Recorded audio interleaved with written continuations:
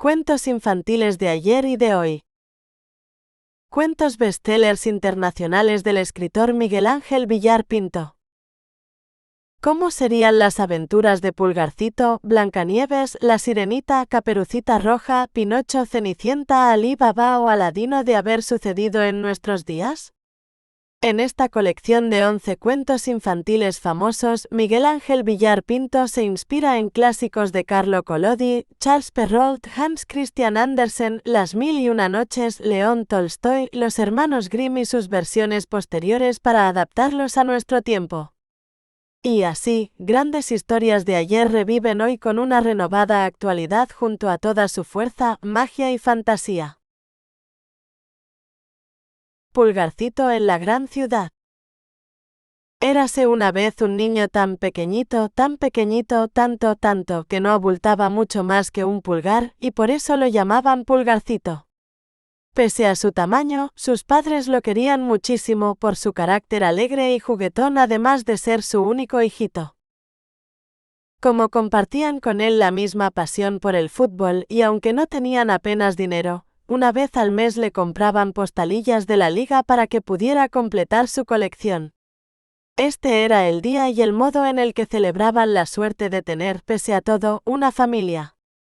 Pero en esta ocasión fue una fiesta todavía mayor, era su 5º cumpleaños e iban a ir a la gran ciudad, al campo de su equipo favorito. «Pero no te separes de nosotros, Pulgarcito», le había dicho su madre. «No, mamá», había respondido y con lo contento que estaba se puso a cantar, «Pachín, pachín, pachín, a Pulgarcito no piséis. Pachín, pachín, pachín, mucho cuidado con lo que hacéis». A sus padres les divirtió la ocurrencia y los tres la estuvieron repitiendo hasta llegar al estadio. Era el derbi y con tanta gente como había, sin querer Pulgarcito se separó de sus papás, para cuando se dio cuenta los había perdido de vista. Tampoco reconocía la calle donde estaba. Asustado se echó a llorar y aunque pasaban personas a su lado, ninguna parecía verlo ni siquiera mirarlo. Así que, cuando se calmó, se detuvo a pensar y decidió que lo mejor que podía hacer era intentar regresar. Para no desorientarse más, iría pegando cromos repetidos por el camino, de esta forma, sabría por dónde había ido. Y así fue avanzando hasta que se hizo de noche y se sintió muy cansado, agotado. «Seguro que papá y mamá me están buscando», se dijo y reconfortado por esta esperanza, se abrigó en el hueco de unas escaleras del metro.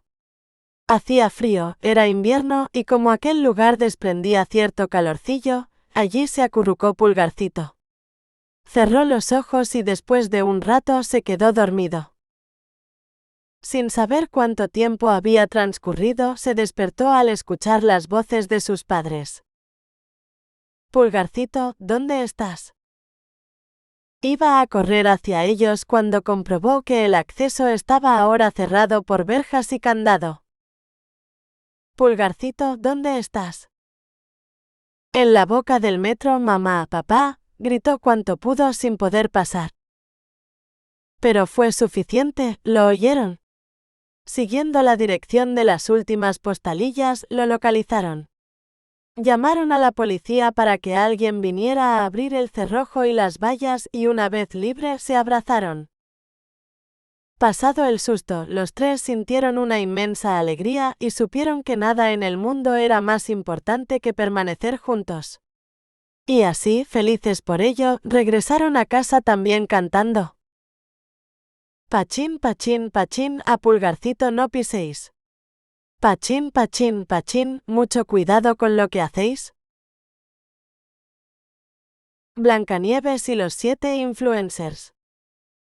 Había una vez una preciosa niña que vivía en una lujosa mansión. Su nombre era Blancanieves. Habría tenido una infancia dichosa de no ser porque su mamá había muerto cuando ella tenía 2 años y desde entonces se encontraba muy triste. Su padre, un célebre empresario, pensó que sería positivo para ambos rehacer la vida y por ello contrajo matrimonio con la influencer más conocida en redes sociales, Oscuridad. Aunque aparentaba ser buena y generosa, en realidad era mala y envidiosa. Recibía muchos regalos y sobornos para que hablara bien de unos y mal de otros. Engañaba con facilidad y frecuencia a las personas, pero no así a la inversa, pues tenía un espejo encantado que siempre decía la verdad. Como sabía que su influencia dependía de su notoriedad, solía preguntarle: «Espejito, espejito, ¿quién es la más famosa de la ciudad?». A lo cual éste contestaba: «Usted, oscuridad, no solo de esta, sino de todas las demás». Sin embargo, a medida que Blancanieves crecía, aumentaba su belleza y simpatía, igual que su voz como joven promesa musical, hasta que, un día, el espejo confesó: «Usted, oscuridad, es la más famosa internacional, pero no de esta ciudad, pues aquí lo es Blancanieves». A partir de ese momento, la ira y el odio fueron los únicos sentimientos hacia su hijastra, disimulados solo hasta que el padre de Blancanieves falleció. Después se mostró tal cual era y comenzó a maltratar a la chiquilla. No obstante, aunque le divertía verla sufrir, por encima de todo quería evitar que se incrementara su popularidad, así que contactó con un sicario y le ordenó: «Hoy, a la salida del instituto, vas a secuestrar a Blancanieves y la llevarás a un sitio apartado. Una vez allí, la matarás». El asesino a sueldo, acostumbrado a este tipo de encargos, cumplió con lo pactado. Pero, en el último momento, reconociendo la bondad de la adolescente, su corazón se conmovió y le dijo: «Vete lejos y no vuelvas. De lo contrario, tu madrastra mandará a otro en mi lugar». Blancanieves echó a correr sin saber a dónde ni cómo sobrevivir, sola y sin recursos. Tras largo trecho evitando las zonas pobladas, llegó a un campo donde había una granja y, agotada por el esfuerzo, se desmayó. Resultó que la casa estaba habitada por 7 influencers de turismo rural que además eran músicos. Uno tocaba el piano, otros el violín, la guitarra, el bajo, el tambor, el saxofón y el acordeón. Blancanieves, agradecida por haberla cuidado y acogido, se sinceró y les contó su historia. «Si quieres puedes quedarte con nosotros», le dijeron tras un breve debate entre ellos.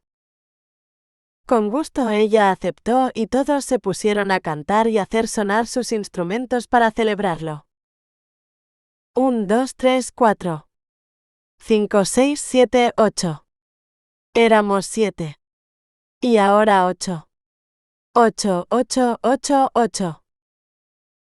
Tras ello, Blancanieves se sumó como una más al grupo y su dinámica de vida. Pese a todo, fueron días alegres en medio de la naturaleza, ajenos al peligro que corrían. Oscuridad había consultado a su espejo mágico y, conocedora de lo ocurrido, había urdido un plan para acabar con Blancanieves y los 7 influencers. De vez en cuando, estos encargaban comida a domicilio y, en una de estas, Oscuridad se disfrazó de repartidora y les entregó el pedido impregnado de veneno. Al cabo de un rato, todos en la granja yacían inconscientes en el suelo. Oscuridad habría logrado su objetivo de no ser porque, ese día, los 7 influencers habían invitado a un manager interesado en representar a Blancanieves. Llegó a media tarde y, al ver la escena, llamó de inmediato a los servicios de urgencias. Fueron trasladados al hospital, donde consiguieron mantenerlos con vida.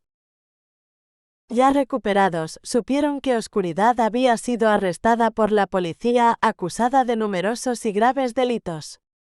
No solo perdió todos sus seguidores, sino que también terminó encerrada en la cárcel, de la que nunca salió. Blancanieves y los 7 influencers, en cambio, consolidaron una exitosa carrera musical, repleta de canciones y alegrías. Tiempo después, ella y el manager se casaron con los 7 influencers de padrinos y testigos, quienes, en vez de pronunciar un discurso en la boda, entonaron una nueva versión. 1, 2, 3, 4. 5, 6, 7, 8. 9. Éramos 8. Y ahora 9. 9, 9, 9, 9. Y así, juntos como una gran familia, fueron felices todos y cada uno de sus días. El flautista de Hamelin. Era principios de verano y como en tantos otros, se abandonaron muchas mascotas.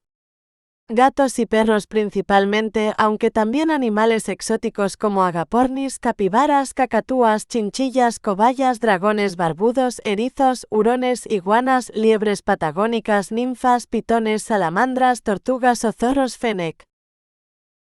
Quizá a causa del inicio de las vacaciones, tal vez por no querer o saber sus dueños cuidarlos o por considerarlos un regalo de Navidad con demasiado mantenimiento, aquel año la ciudad de Hamelin se vio desbordada, las protectoras no daban abasto y los problemas crecían a un ritmo vertiginoso.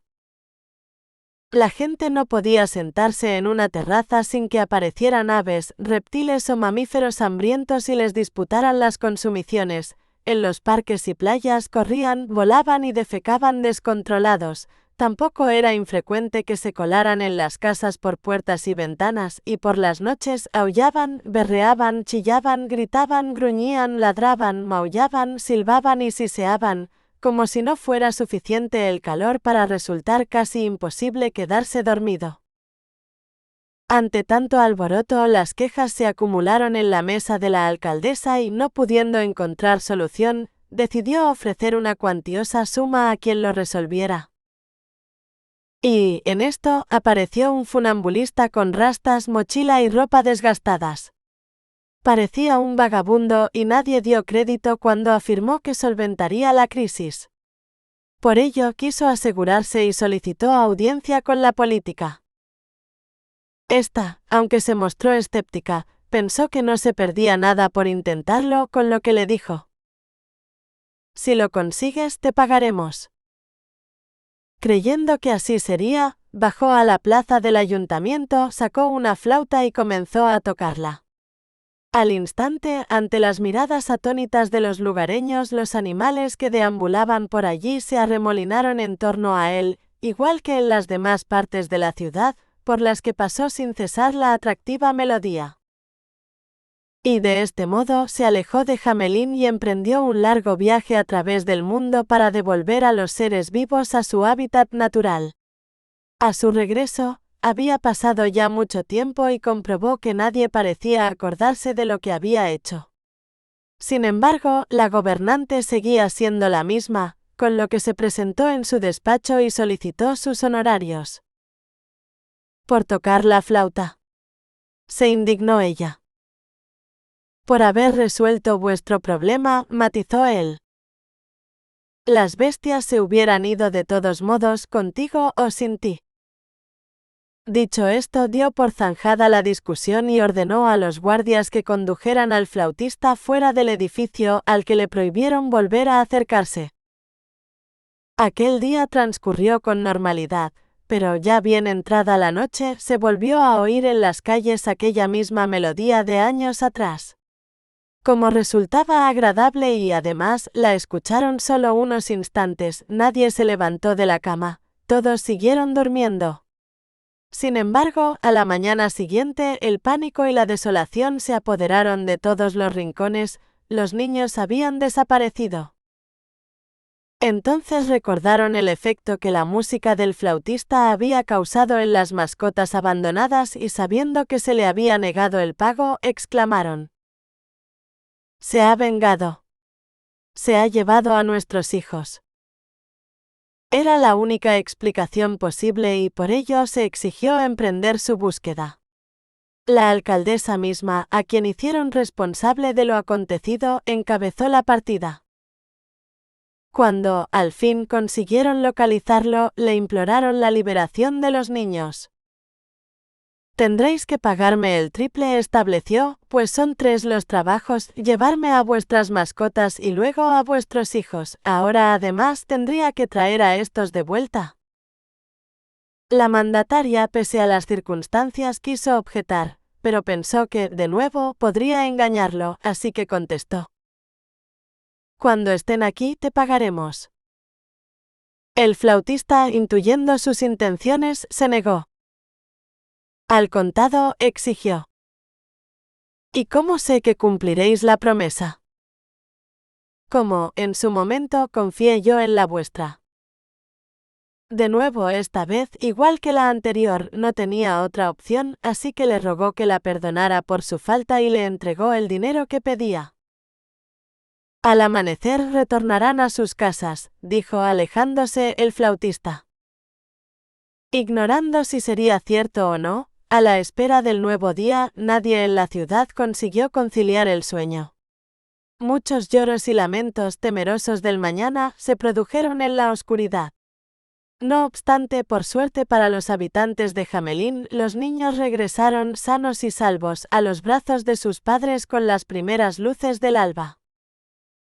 Unos y otros ya nunca olvidaron lo sucedido y desde entonces asumieron siempre sus responsabilidades, además de jamás faltar a su palabra, razones por las cuales alcanzaron una riqueza sin par. Tanto en la vida como en los negocios, la paz y la seguridad son sinónimos de prosperidad.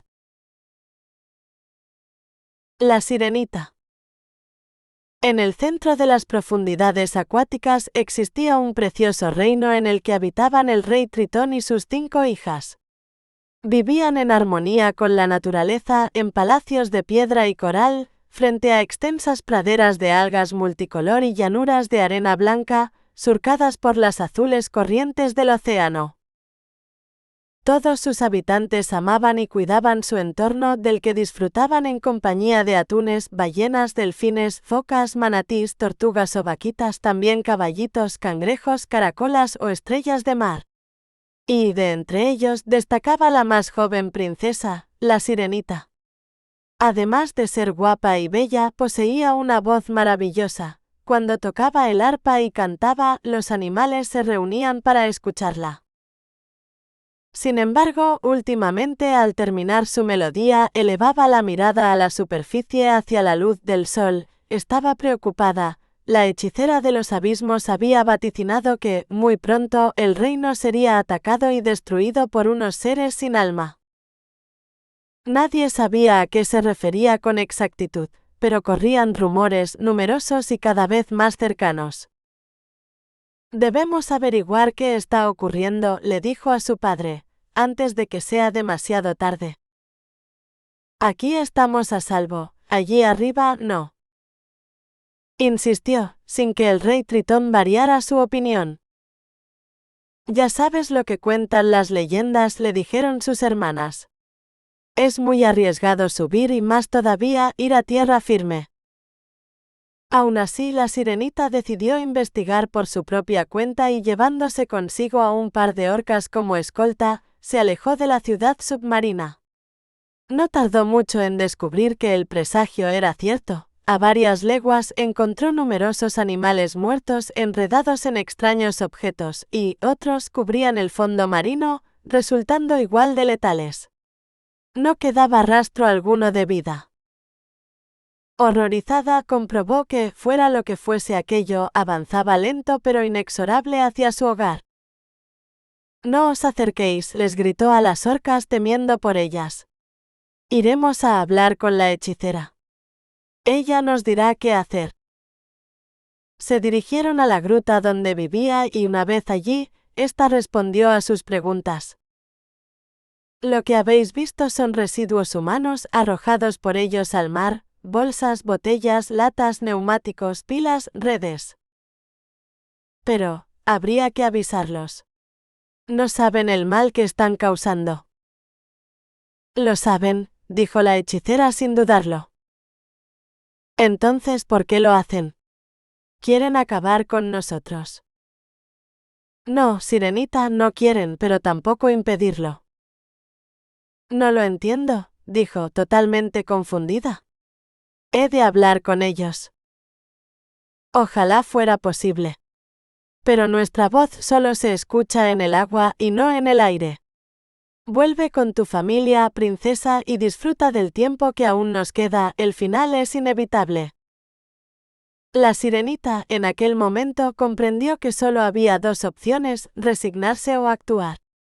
Se decidió por la segunda aunque fuera difícil y peligrosa, solo intentándolo podría salvar su mundo. Comenzó pues a ascender hasta salir a la superficie. El cielo estaba nublado y el mar encrespado, el viento soplaba y olas gigantescas se levantaban. En medio, un barco había perdido el control, permaneciendo a merced de los elementos. Divisó a una persona en el agua ahogándose y se apresuró a socorrerla.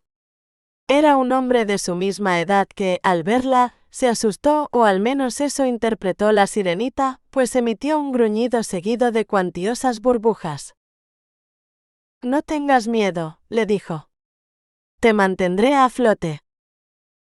Y así lo hizo, pero entonces era él quien hablaba y ella la que no lograba hacerse entender.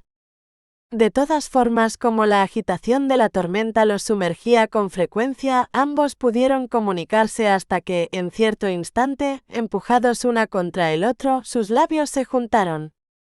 Aquella primera vez fue involuntaria, sí, pero con ese beso, habían quedado unidos.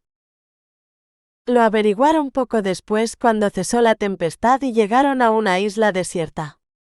La sirenita no solo podía hablar en tierra firme, sino que también se transformaba en mujer. Y él se convertía en un tritón al tocar el océano.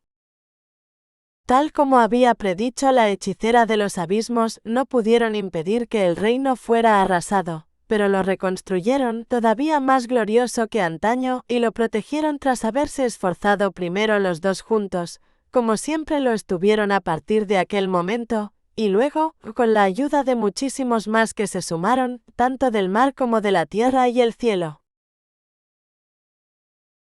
El hombre feliz. Hace no mucho tiempo existió un multimillonario que contrajo una grave enfermedad. Había dedicado su vida a acumular riquezas y poder, creía que, con ello, podría solucionar cualquier problema. Por eso se sintió muy contrariado cuando ningún médico, ni siquiera los mejores del mundo, pudieron ayudarlo. Le recetaron pastillas y jarabes, realizó terapias alternativas y convencionales, pero tras probar todos los remedios ningún tratamiento resultó efectivo. Seguía empeorando. Desesperado, prometió dar la mitad de sus posesiones a quien pudiera sanarlo. El anuncio salió en todos los medios de comunicación y de inmediato acudieron ante él más doctores y curanderos, aunque los resultados fueron idénticos. Finalmente se presentó un viejo sabio que, tras escucharlo y sopesar sus síntomas, le dijo: «Si encontráis a una persona totalmente feliz, os recuperaréis. Ha de ser alguien a quien nada le falte, que todo lo necesario lo tenga y viva en plenitud y satisfacción. Poneos sus zapatos y vuestros males desaparecerán». El magnate contrató con tal fin a los más eficientes investigadores, pero muy pronto comprobaron que aquella no era tarea fácil. Quien tenía salud añoraba poseer más fortuna, fama, poder o gloria. Quien había alcanzado la cúspide deseaba recuperar su vitalidad y juventud pasadas, y quien disfrutaba de todo lo anterior temía que las circunstancias cambiaran. Nadie era feliz por completo, algo siempre les preocupaba. No obstante, pasado el tiempo, uno de los enviados regresó asegurando haber hallado a un hombre feliz. «Está en una isla remota», explicó. «Vive en una casa humilde y sencilla, se alimenta de lo que pesca y recolecta». «Eso no me interesa», le interrumpió el multimillonario impaciente. «¿Dónde están sus zapatos?» Estaba dispuesto a pagar cualquier suma por ellos, incluso a arrebatárselos por la fuerza si fuera necesario, pero... ¿Pero qué? Señor, el hombre feliz no tiene zapatos. Caperucita Roja. Érase una vez una niña de tan buen corazón que, ya desde muy pequeñita, quería dedicarse a mejorar la vida de las personas, en especial de las más necesitadas. No pudiendo lograrlo sola, se hizo voluntaria en la Cruz Roja y como casi siempre iba vestida con el uniforme al que añadió una capa de mismo color, todos la llamaban Caperucita Roja. Debido a su edad, normalmente iba acompañada, pero un día hubo tantas urgencias que era la única para llevar alimentos a una abuelita. No obstante, esta vivía en un barrio muy conflictivo y podía ser peligroso. Ya he ido muchas veces allí, repuso Caperucita Roja. Saben quién soy y me aprecian. No pasará nada. Pese a las dudas, finalmente se le confió la tarea, aunque no sin antes insistirle en las siguientes instrucciones. Mantente en la acera principal y no hables con extraños. Así lo haré, respondió y cogiendo la bolsa con las provisiones emprendió camino. Cerca ya de la zona, se encontró con un chico bastante mayor que ella. Era guapo y vestía muy elegante. «¡Qué mañana tan estupenda hace, ¿verdad?», le dijo. Y además, educado, pensó Caperucita Roja. Así que, pese a la advertencia de no hablar con extraños, respondió. Sí, una mañana preciosa. Aprovechando entonces para dar un paseo. Preguntó. Voy a visitar a una abuelita. Está enferma y le llevo comidita. ¡Qué gran detalle por tu parte! ¿Queda muy lejos? Oh no, contestó ella con una sonrisa. Vive al final de la calle en la casa azul. Ya está cerquita. Pues pasad muy buen día, se despidió. Sin embargo, no era esto lo que él deseaba en realidad. Secuestraba niñas para pedir rescates o para venderlas a traficantes, así que se apresuró a cruzar las calles paralelas para evitar ser visto y llegar cuanto antes. Tal como había previsto sucedió, haciéndose pasar por un revisor del gas pidió acceder a la vivienda. Una vez dentro, amordazó y ató a la anciana y luego, para que no hiciera ruido, la dejó encerrada en la cocina. Abrió con rapidez el armario del dormitorio, se puso ropa de la señora, se metió rápidamente en la cama y se cubrió hasta la nariz con el edredón. Al poco escuchó el timbre de la entrada. Abuelita, soy yo, Caperucita Roja. Con voz disimulada, imitando a la de la anciana, respondió. Pasa, hijita, pasa, estoy en la camita. La niña pensó que debía estar aún más enferma de lo esperado porque apenas la reconocía. Abuelita, ¿qué ojos más grandes tienes?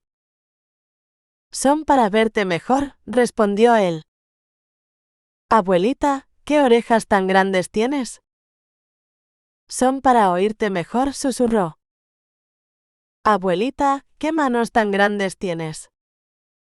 Son para agarrarte mejor. Tras decir esto, se abalanzó con brusquedad sobre Caperucita Roja, que salió corriendo hacia la puerta.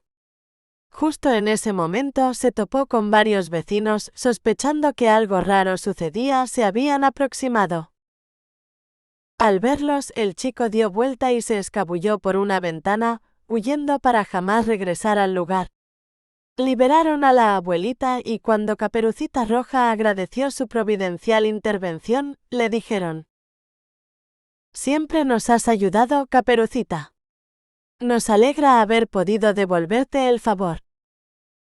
Y celebraron este buen desenlace comiendo y brindando todos juntos, no solo en esta ocasión, sino en muchas más venideras. Caperucita Roja continuó su labor, pues muchos más son los agradecidos ante las buenas obras que los malvados con horribles intenciones. Sin embargo, a partir de entonces entendió que siempre se deben tomar precauciones y sobre todo, no facilitar información alguna a desconocidos. Nunca se sabe qué oscuros propósitos ocultan ni los males que pueden causar. La foto nueva del emperador. Hace no muchos años, había un emperador tan vanidoso que solo aparecía en público cuando se veía totalmente perfecto, lo cual ocurría en muy pocas ocasiones. Ojeras y bolsas en los párpados se lo impedían con frecuencia, además de pelos indeseados, manchas, puntos negros, poros y capilares dilatados, rojeces, verrugas o acné en la piel. Aún así, con tratamientos y cosméticos para disimularlos o eliminarlos, de vez en cuando concedía alguna audiencia o salía a dar un paseo, aunque, desde luego, su preferencia para mostrarse era a través de selfies. ¡Qué maravilla compartir en redes sociales solo los mejores, sin que nadie supiera de los restantes! Y por ello a esto dedicaba la mayor parte de su tiempo con suma satisfacción. Sin embargo, tan pronto se dibujó en su rostro la primera arruga, se encerró en su palacio y jamás volvió a salir. Desapareció por completo, tanto de la vida digital como analógica. Tampoco permitía que nadie pudiera verlo, con lo que se le tapaban los ojos a cualquiera que fuera a estar en su presencia. Como cabría esperar, muchos rumores comenzaron a circular hasta que, con el tiempo, llegaron a oídos de un par de estafadores. Estos idearon un plan para enriquecerse a costa del soberano y, ante él, se presentaron haciéndose pasar por magos muy poderosos. Conocemos un hechizo por el cual toda persona inteligente y apta para su cargo os verá siempre joven y en todo vuestro esplendor, le dijeron. ¿Sin imperfección alguna?, quiso asegurarse el monarca. Así es, confirmaron los pillos. Un encantamiento prodigioso, pensó el emperador, podría distinguir con facilidad quiénes son estúpidos o ineptos y librándome de ellos, solo estaría rodeado de personas excelentes que además, únicamente verían la mejor versión de mí mismo. Sea pues. Pronunciad las palabras mágicas y cobraréis una paga vitalicia, como los más altos dignatarios. Nuestro agradecimiento a Alteza, dijeron los embaucadores.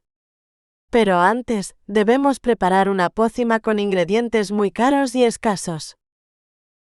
No es problema. El primer ministro os facilitará todo lo que necesitéis, aparte de recibir un adelanto en pago a vuestros servicios, por supuesto. De este modo, montaron un laboratorio y simularon empezar a trabajar. Pidieron atún de aleta azul, café de civeta, carne de Kobe, caviar, almas, hongos matsuteik, melones yubari, patatas bonot, queso de alce, sandías densuke y trufas blancas. Por descontado, todo ello lo probaron antes de revenderlo y sustituirlo por productos similares muchísimo más baratos. Una vez mezclados, nadie apreciaría la diferencia. Cuando lo tuvieron, solicitaron una lujosa copa de oro incrustada en joyas, vertieron en ella el brebaje y se presentaron ante el soberano. Bebed, majestad, y el hechizo será efectivo. Así lo hizo. Emocionado, dispuesto estaba a mirarse en el tocador donde antaño se preparaba cuando se detuvo. ¿Qué pasaría si él mismo se viera imperfecto? Sería terrible, significaría que soy estúpido o, peor aún, indigno del trono, pensó. Que venga el primer ministro, ordenó en vez. Es el hombre más competente que conozco y además honesto. Él me dirá si el encantamiento funciona. Este, al igual que todos los habitantes de palacio y la ciudad, estaba al tanto de lo prometido por los magos, con lo que, al entrar en la sala y contemplar al emperador surcado por numerosas arrugas, ocultó su turbación y saludó con naturalidad. Los dos tramposos le preguntaron: ¿Cómo veis a vuestra excelencia? ¿Verdad que tiene la piel limpia y tersa? ¿Qué opináis de su rostro y figura? ¿A qué denota juventud, vitalidad y salud por todos y cada uno de sus poros? No, en absoluto, pensó el funcionario, pero cómo decirlo entrañaría el riesgo de ser considerado un inútil y perder su posición, contestó. Y tanto. Parece que por vos no han pasado los años, mi señor. El monarca asintió con agrado. Llamad a todos los miembros del gobierno. Quiero conocer también su parecer. El primer ministro cumplió la orden teniendo la precaución de repetir idénticas palabras cuando estos le preguntaron, a lo que añadió: Desde luego, el emperador reluce en todo su esplendor.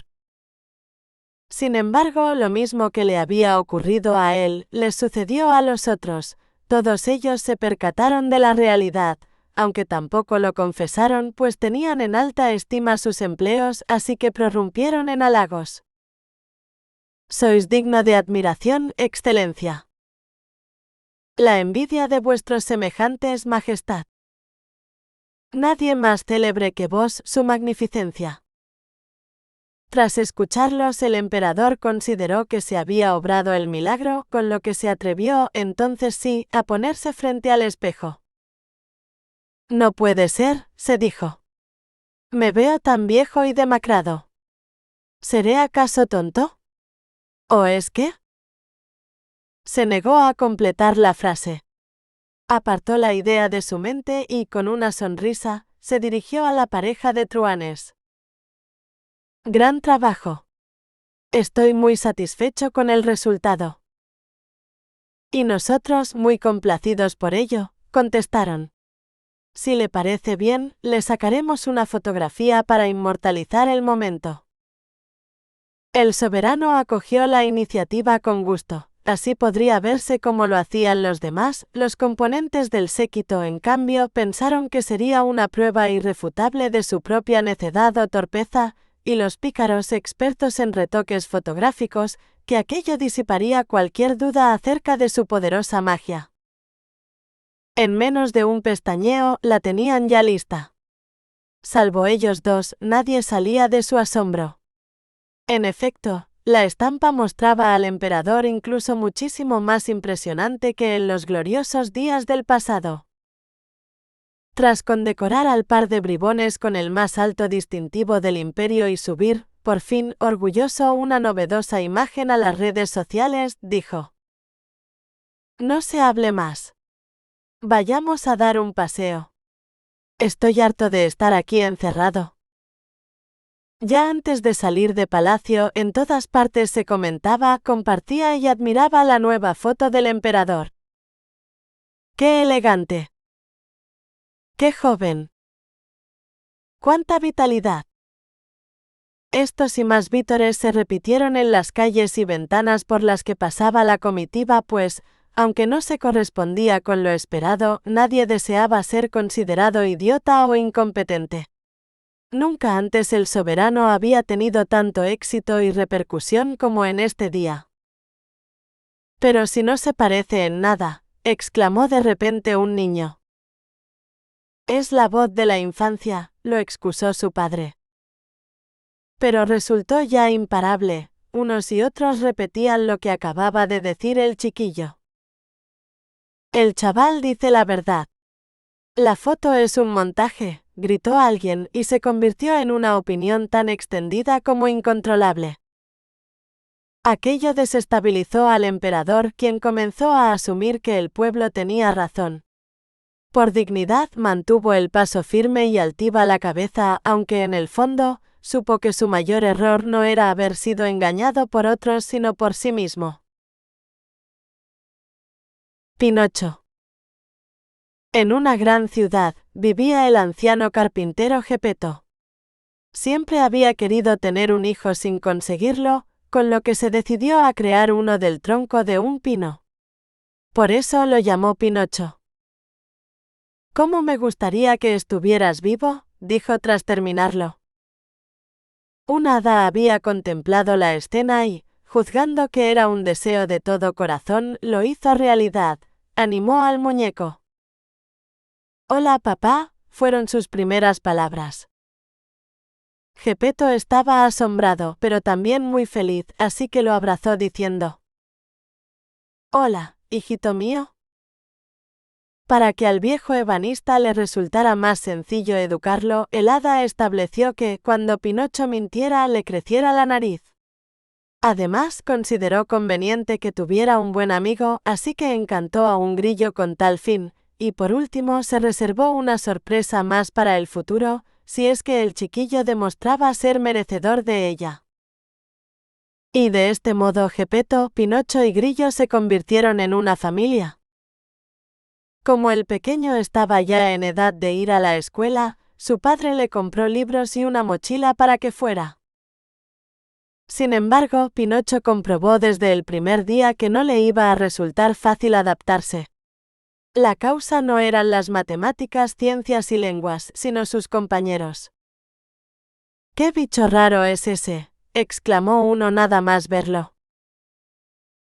Tú, vuélvete al bosque», dijo otro. «El colegio es solo para niños de verdad». Y se echaron a reír, ellos dos y bastantes más. El recreo fue mucho peor, habían tenido tiempo para idear nuevas ocurrencias.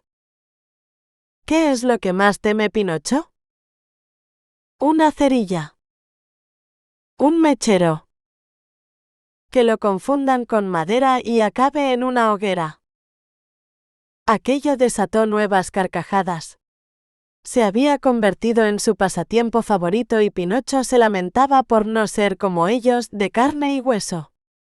Regresó pues a casa abatido y cuando Geppetto le preguntó qué le pasaba, no queriendo decirlo, contestó: «Nada». Y le empezó a crecer la nariz.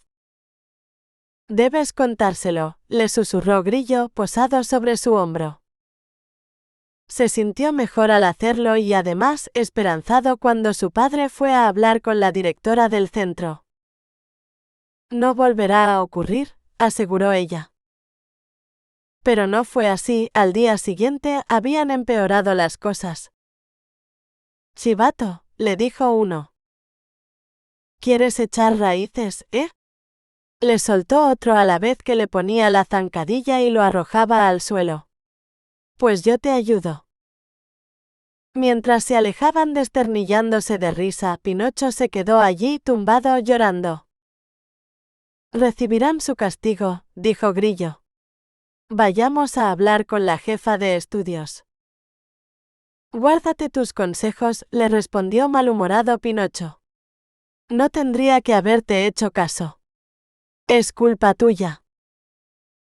Supo que no era cierto porque le creció la nariz, pero le dio igual. Su amigo se limitó a consolarlo.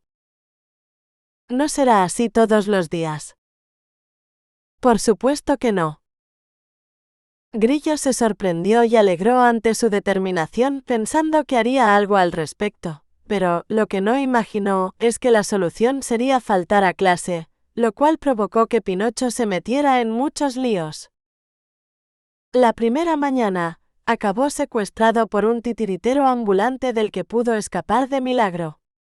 La segunda, unos estafadores lo convencieron de que, si enterraba unas monedas en un monte mágico, triplicaría la cantidad, pero lo que ocurrió en realidad es que estos se las quedaron y él las perdió. La tercera, unos gamberros lo colgaron de un árbol. Y la cuarta acabó arrestado por la policía, acusado de un robo que no había cometido. Grillo estaba muy preocupado por él. Yendo por este camino no podía terminar bien. Por ello, consideró positivo que Geppetto fuera a buscarlos a comisaría porque desde entonces siempre los acompañaba y los recogía a la salida de la escuela. No obstante, en clase no iba mucho mejor. Seguían metiéndose con él cada vez con más frecuencia y mayor violencia, con lo que Pinocho estaba más y más triste y desesperado. «Si los mayores no pueden ayudarlo», pensó Grillo, «quizá otro niño sí pueda hacerlo». Se había fijado en un solitario al que los abusones tenían mucho cuidado de no molestar. De hecho, en una ocasión en la que lo hicieron sin querer, bastó con que les dirigiera una mirada fulminante para que se alejaran rápidamente de él. «¿Cómo lo consigues?», le preguntó. «¿Cuál es el secreto?». Pero enarcó las cejas y chasqueó la lengua. Fue suficiente para que Grillo comprendiera que no tenía interés en contestar. «No es por mí sino por Pinocho», insistió. Fijó los ojos en el insecto como si se lo fuera a comer. Grillo se asustó, pero por su amigo se mantuvo firme. Esto pareció agradar al muchacho. «Le falta confianza y ellos lo saben», respondió.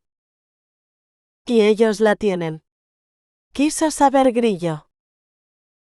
«No, solo en apariencia, por eso se comportan así. Es su modo de evitar correr idéntica suerte». «¿Y tú, cómo la obtuviste?». Haces demasiadas preguntas y por si no te has dado cuenta, a mí no me gusta hablar.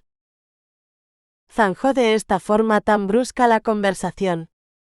Sin embargo, cuando Grillo ya se marchaba, le entregó una hoja en la que había escrito el nombre de un local.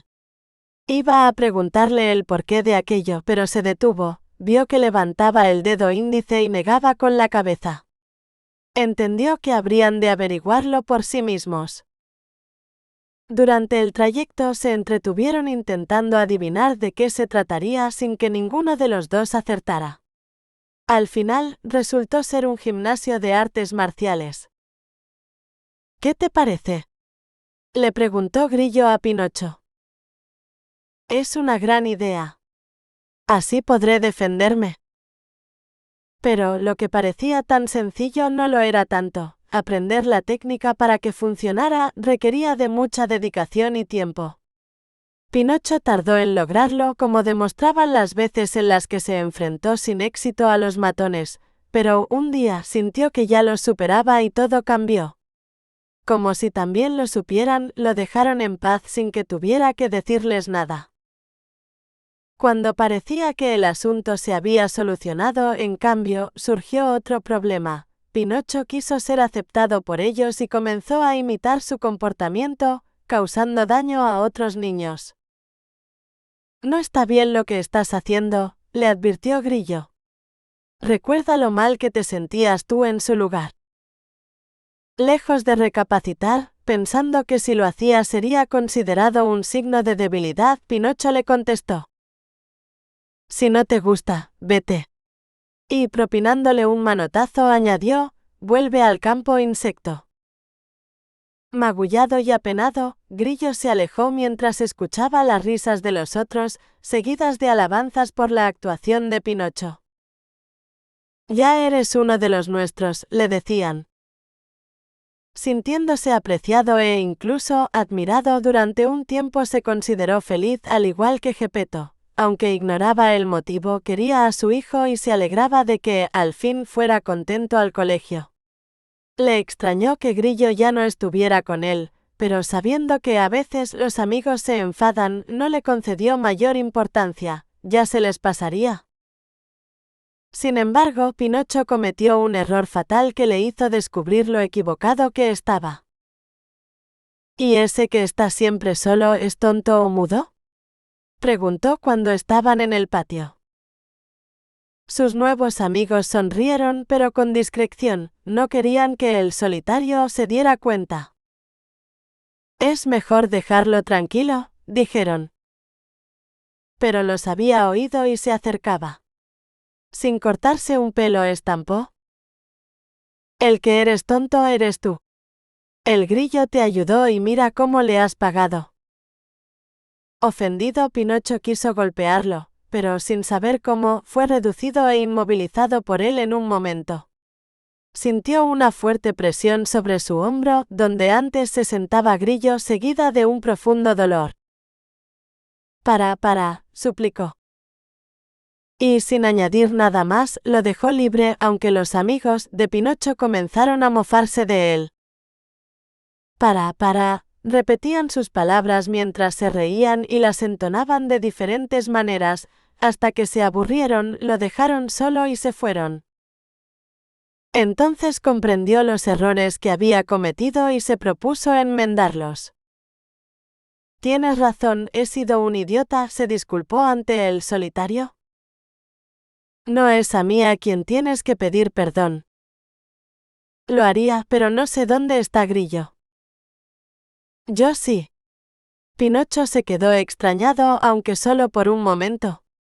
Nos caemos bien y hablamos con frecuencia, explicó. He quedado con él por la tarde. Si quieres puedes venir, no lo mereces, pero sé que le gustará verte. Así lo hicieron y como el arrepentimiento de Pinocho era sincero, Grillo volvió a ser su amigo, aunque en realidad nunca había dejado de serlo. A partir de ahora, te prometo que defenderé a los demás cuando se metan con ellos, dijo Pinocho. Es lo que hacen los que son realmente fuertes, dijo Grillo. Cierto, coincidió el solitario. Cuenta conmigo para eso. De esta forma, los tres dieron inicio a una numerosa pandilla en la que todos cuidaban unos de otros. Eran muy felices de esta forma y por ello, cada vez más se les unían. Tanto es así que, en uno de los cumpleaños de Pinocho, se reunieron más de 100 niños. El hada, que tampoco se había olvidado de él, decidió entonces darle la sorpresa reservada para cuando se la mereciera, dejó de ser una marioneta de madera y se convirtió en una persona de verdad para su vida entera.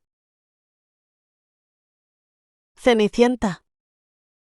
Hace no mucho tiempo había una preciosa muchacha que, además de ser guapa, trataba a los demás con amabilidad, siempre con una sonrisa en los labios. Pensaba que si todos hicieran lo mismo, el mundo sería un lugar mejor donde vivir. Sin embargo, su madrastra y sus dos hijas la odiaban, no solo por envidiar su belleza, sino también su inteligencia. La tenían como sirvienta de la casa, ocupada de continuo en las tareas que detestaban y por eso solía acabar el día sucia y manchada, como si su piel estuviera cubierta por ceniza. De ahí que la llamaran Cenicienta. Aún así, a pesar de no tener tiempo para estudiar, sacaba buenas notas. Al contrario que sus hermanastras, se levantaba con ganas de ir a clase, era el único sitio donde se preocupaban por ella. «Tienes un gran talento para las matemáticas», le decía su maestra. «Algún día serás una gran científica». Pensar en ello, en su futuro, la hacía feliz. Era así como soportaba con entereza la crueldad a la que estaba sometida, soñando con la oportunidad de comenzar otra vida muy distinta.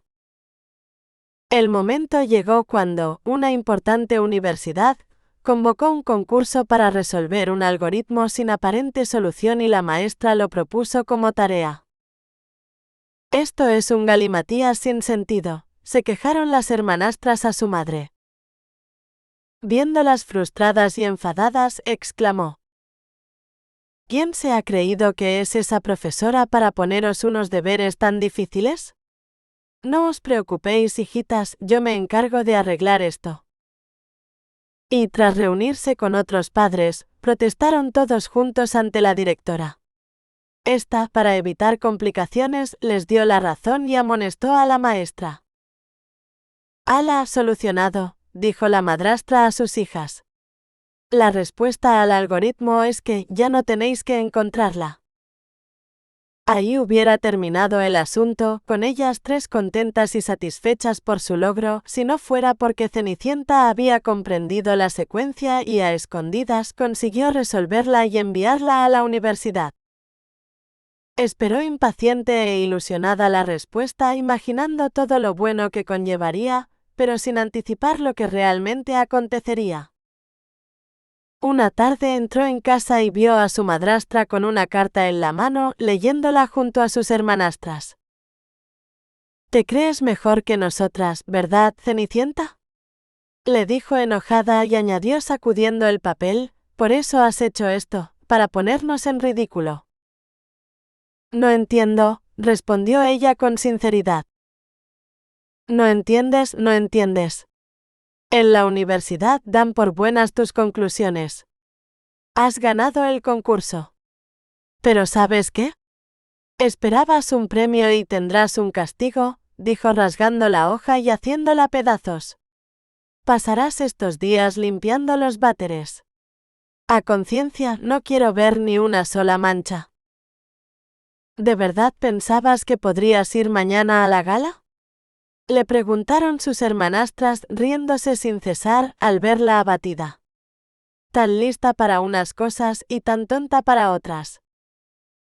Cenicienta subió llorando a su habitación, si de esta forma podría llamarse al desván donde dormía rodeada de trastos inservibles, y se hizo un ovillo recostada sobre la cama. Así permaneció hasta la jornada siguiente cuando, ya en clase, la maestra se percató de que algo grave sucedía.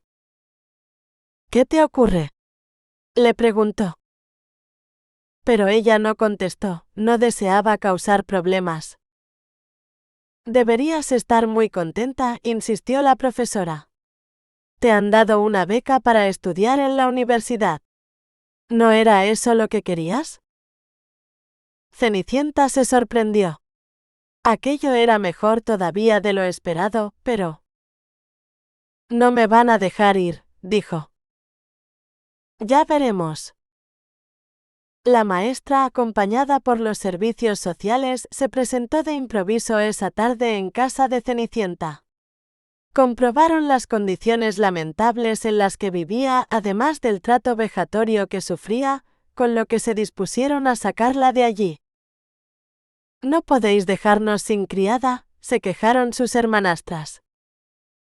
Silencio, hijas, ordenó su madre contrariada, pues había intentado justificar lo injustificable y aquellas palabras lo confirmaban. Nos vamos, dijo la maestra rodeando con su brazo a Cenicienta, no solo a la gala sino también a una nueva y mejor vida. Y en efecto, así fue. Recibió el premio y con la beca se quedó en la universidad donde conoció a más gente de brillante mente y corazón. En aquel lugar su sonrisa y amabilidad siempre fueron correspondidas, en especial por un compañero del que se enamoró y con quien se casó, fundando con él su propia familia. Cenicienta, antes de acudir al altar del brazo de su maestra, le preguntó: ¿Por qué me has ayudado tanto? Porque lo merecías y, justo antes de guiñar un ojo, añadió, y porque aún existen las hadas madrinas. Alí Baba y los 40 hackers. Alí Baba vivía en una de las ciudades más ricas de Oriente, Dubái. Se había mudado con su padre hacía poco en busca de un futuro mejor y, sin duda, lo habían hallado. Este había sido contratado como agente de seguridad informática y, como el hijo deseaba seguir sus pasos, había aprendido mucho pese a su corta edad.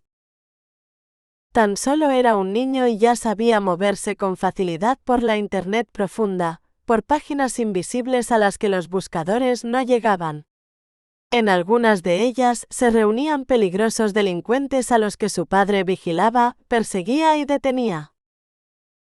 Un día, por descuido, este dejó una sesión abierta antes de salir de casa. La cueva, leyó Alí Baba en la pantalla.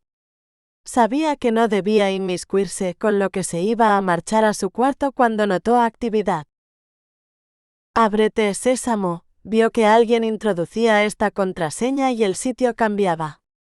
Dentro, había numerosos documentos, datos y una suma exagerada de criptomonedas. Una auténtica fortuna. Al poco, el mismo que había entrado, retiró algunas de ellas, salió y la página volvió al inicio. Alí Baba se quedó pensativo. Aquel lugar era un punto de reunión de malhechores, de lo contrario, su padre no estaría siguiéndolo. Imaginó la cantidad de cosas que podría hacer si tan solo cogiera unas monedas. Solo unas pocas, ni siquiera se darán cuenta, se dijo. Quien roba a un ladrón tiene 100 años de perdón. Recordando este refrán, se decidió. Escribió, ábrete, sésamo, entró y cogió unos cuantos bitcoins. No eran muchos, pero su valor era inmenso. Podría comprarse un pequeño palacio con ellos. Sin embargo, quiso irse y no pudo. Seguía dentro cuando otros accedieron. Los contó, eran 40 y además hackers piratas informáticos. Estaban rastreándolo y, aun con las precauciones que Alí Baba había tomado, no tardarían en identificarlo y localizarlo. Me he metido en un buen lío. Y no sabía hasta qué punto. Tan pronto supieran quién era, no dudarían en matarlo. De ello era consciente una compañera de trabajo de su padre, Luz Nocturna, y por suerte para él también los estaba monitorizando. La vio aparecer a través de una ventana emergente. Pon, ciérrate, sésamo, de inmediato. Es una contraseña oculta. Así lo hizo Alí Baba y al fin estuvo fuera. Ahora apaga todos los equipos y quédate ahí, no te muevas. Irá a buscarte tu padre. Al rato, este apareció. Alí Baba temía que le riñera o castigara, sería lógico, pero en vez de eso le dijo: «Acompáñame, quiero que veas algo». Lo llevó hasta comisaría y, para su asombro, allí estaban 40 personas detenidas en grupo directas a los calabozos. ¿Son ellos?, preguntó Alí Baba. Así es. Pasarán el resto de sus días entre rejas. Recuerda siempre este momento, hijo, si no, acabarás como ellos. Sí, padre, respondió Alí Baba, aliviado porque fuera este el final y no otro. A partir de entonces, alguna vez volvió a tener la tentación, aunque siempre se mantuvo firme. Muchos años después, como a él le había aconsejado su padre, lo mismo hizo con su propio hijo. De los errores se aprende, pero solo si no se repiten. Aladino y el móvil maravilloso. En una de las muchas ciudades de China, vivía un muchacho llamado Aladino y su madre. Tenían lo justo para comer, así que rara vez podían comprar otras cosas como ropa o calzado. Por eso, aunque Aladino estaba enamorado de una chica de su clase, jamás se atrevió a decírselo. Mei hacía honor a su nombre, pues era muy hermosa, pero también hija de un poderoso terrateniente, tenía todo lo que quería, nada le faltaba. De ahí que, a pesar de hablar con ella a menudo y estar a gusto juntos, Aladino considerara imposible ser más que amigos. Sin embargo, cierto día su situación cambió. Tras salir del colegio, se acercó a él un extraño, parecía un ejecutivo extranjero. «¿Eres Aladino, verdad?» «¿Le conozco?», preguntó él sorprendido. «No te acuerdas de mí porque eras muy pequeño, pero soy tu tío». «Veo que no os va muy bien en la vida», dijo, mirándolo de arriba a abajo. Aladino se sintió avergonzado. Intuía que era esto lo que pensaban sus compañeros, aunque nunca nadie se lo había dicho de manera tan directa. Pensó en Mei. Seguro que lo mismo opina ella. «No te preocupes, tiene solución», añadió el desconocido. «Os ayudaré, pero primero agradecería que me hicieras un favor». Pese a desconfiar de la identidad e intención de aquel hombre, no quería ser descortés ni tampoco perder la oportunidad de ganar dinero, así que asintió. «Necesito que vayas a la chatarrería del valle y encuentres un teléfono móvil que perdí allí. Mis ojos ya no ven como antes». Aquel lugar estaba abandonado y podía ser peligroso. Había perros callejeros, algunos de ellos rabiosos. Aladino lo sabía bien. Cuando un aparato de su casa se estropeaba, acudía al lugar en busca de piezas para repararlo. No iba a ser pues un problema mayor al de otras ocasiones, pero había algo más que le preocupaba. «Conozco el sitio, aunque no sé cómo voy a poder localizar un trasto tan pequeño», explicó. «Hay montañas y montañas de cacharros». «Más o menos, sé en qué zona debe estar. Solo te llevará un rato». «Está bien», aceptó Aladino. Una vez allí se adentraron en el laberinto de cachivaches hasta llegar casi al centro, momento en el que el forastero señaló varios de los montones más altos. «Está en uno de esos, seguro». Aladino comenzó a rebuscar. Sin embargo, muy pronto aparecieron varios canes de gran tamaño en actitud agresiva. Iban a la carrera hacia él y, considerando la amenaza, ascendió con rapidez a la cumbre de una elevación. Fue allí por casualidad donde encontró el objeto que buscaba. «Lánzamelo», dijo el supuesto tío de Aladino desde lo alto de otro promontorio. «Primero, ayúdame». Falta le hacía. Las fieras, aunque con dificultad, estaban trepando hacia él y a cada paso estaban más cerca. «Después de que me des el teléfono», dijo el hombre. Pero Aladino sospechaba que, si lo hacía, lo dejaría allí abandonado a su suerte. Negó con la cabeza.